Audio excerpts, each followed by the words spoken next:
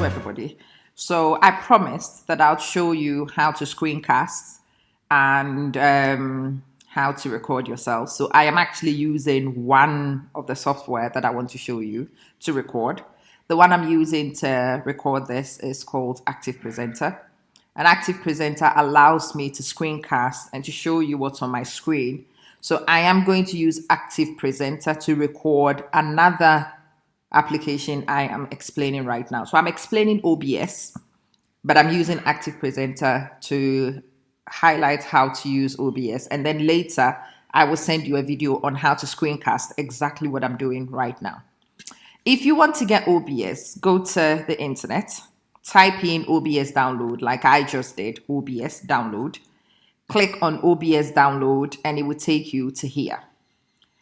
You select, we are all Mac users, so you select the Apple operating system, and it will download it and send it to this place.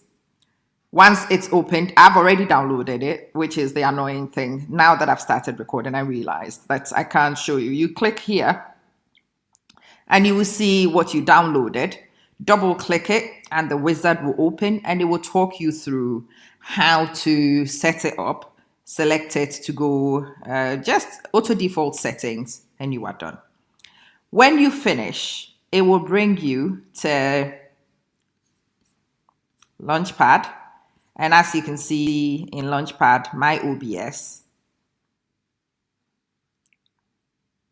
has downloaded. So OBS is now open. There we go. Have I got this enough for you to see? Okay, let's bring this frame down. There you go. So now we are in OBS, and as you can see from my screen, hi, I'm here. This is what I use to record for the kids. The kids can see your face. You can put your iPad in what appears as the black frame at the moment. As you can see, I've got the Sheikh Zayed Private Academy for Girls, and then I put the title of whatever it is we're doing. So it allows you to have multiple stimuli. You can have the teacher's face, which is quite refreshing for the kids. A lot of the kids like to see the teacher's face, so they know it's not a random something. It seems to do better for the kids when they know who's recording and they can see you. If I wanted to write stuff, let me see if I might be able to connect with. I am not sat at a table. I'm actually chilling. And then I decided to record. So forgive what is in the background, forgive anything else, and try and focus on what it is that I'm actually showing you. Let's continue. Once you've opened your OBS, the first thing you do is go to settings, because if you don't do this, it will create problems for you. You go to output. Make sure that you have selected MP4. It defaults to FLV, and you're going to struggle working with the FLV. So take it to MP4. And then browse and select a pathway over here, which makes life easier for you. So you select MP4, and then you select, right, I have just connected the iPad, and iTunes obviously wants to make an appearance for sure. You select your MP4, and you select your destination. As you clearly can see, I've used the browse button. I've sent it straight to desktop, so I don't need to struggle to find things.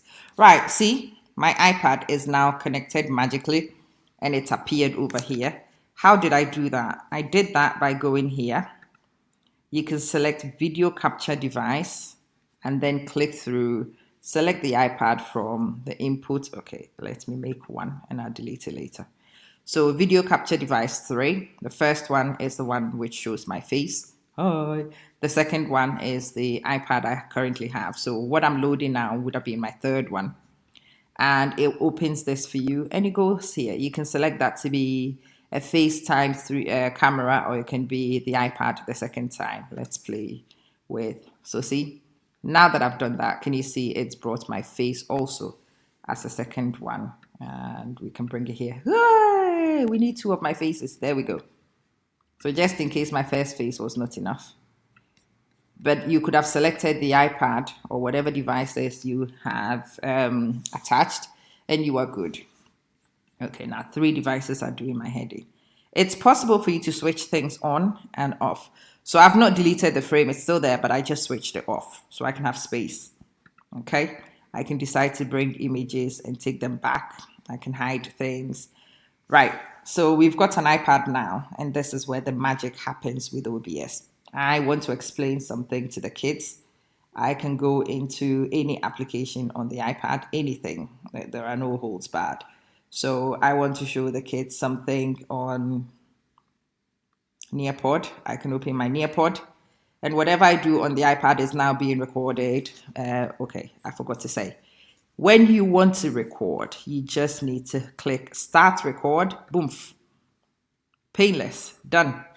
And whatever is visible on my iPad will then become visible on the screen. And I am actually screencasting at the moment. So, hello, Banat, blah, blah, blah, Banat. These are the outcomes for the lesson. This is a really simple thing to do every week, to explain what you want the kids to do so that it doesn't freak them out in your task folders. So what I tend to do is record one of these and I tell them, Banat, this week we will do density. This is the lesson objective. You will need to know the units. You will need to calculate blah, blah, blah, blah. You had a PowerPoint. You can just work through your PowerPoint. And whatever is visible on here, you can look at and you can annotate and you can explain blah, blah, blah. So you can bring a Nearpod and record over the Nearpod with a video, and now you have another device. You can do the same thing with PowerPoint, whatever. So I am teaching something new. And because I'm a physics teacher and I want the kids to understand, you clearly can see one I recorded earlier where I had annotated the screen and the kids can see kinetic energy, blah, blah, blah. But all it is, yeah, sometimes you have a nice bear also. This is an app called the Seri I ended up with. A lot of you have notes, and your notes, your iPads are new enough so you can update notes and you can write straight onto notes.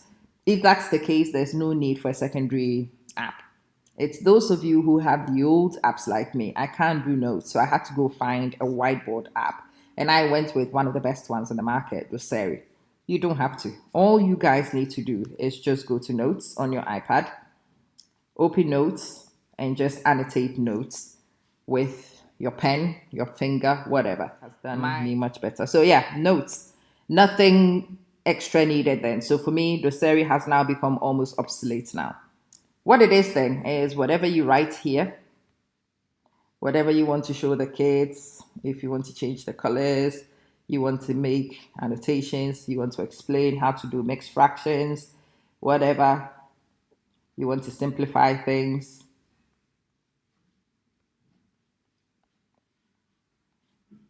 You can write, you can explain. I don't know, if you wanted to do a drawing of teddy bears, that's also up to you. Doesn't really matter. The way you use notes to record things, you can screencast whatever appears on here and the kids can see. Can you see? Now you are actually recording a video. Your face is visible. So this makes it very similar to what the kids will get in class, but it's better in the sense that this is rehearsed, this is edited down, and this is permanent. So the kids can watch it 50 times of the same. If a kid is a bit slow and want to rewind it to make notes whilst they listening to your video, then great. You can show them pictures, you can bring things in. Everything which is now on your iPad is now available as a teaching tool. You can go straight into whatever you have on the iPad and you can show the girls, Banat, I am doing that, I'm going here, I'm doing that, blah, blah, blah. You know from last lesson, so I tend to take, this is an activity from Nearpod. This is the Nearpod Collaborate. It's one of my favorite things on Nearpod in a sense that the kids can write. So different kids have written these things. And yeah, you can show the kids, you can do word clouds and stuff like that and show them anything which is on your iPad is now visible to the kids.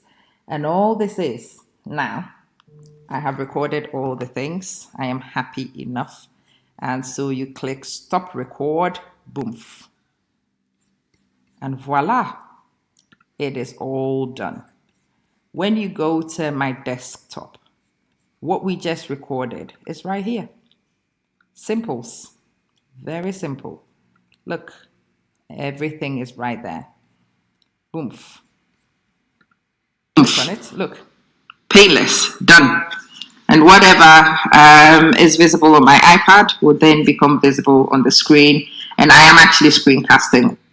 It looks like you've done something very high-tech and you've done nothing. There's nothing high-tech to be done. So there we go.